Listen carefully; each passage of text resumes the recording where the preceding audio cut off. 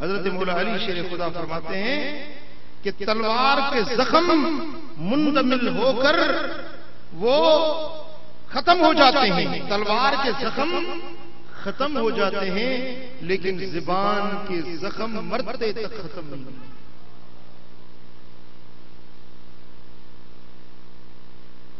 اور اپنی زبان کے ساتھ کسی کو اذیت دینا،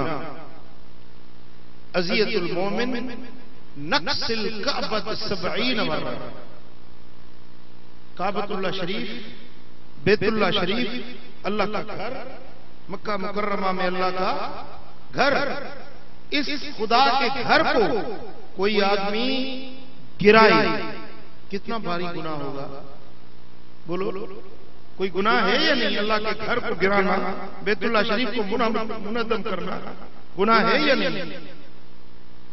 لیکن حضور فرماتے ہیں 70 مرہ، 70 مرتبہ اگر کوئی کعبے کو ڈھا دے، اس سے بھی زیادہ گناہ ہے کسی مومن کی دل کو اذیت پہنچانا۔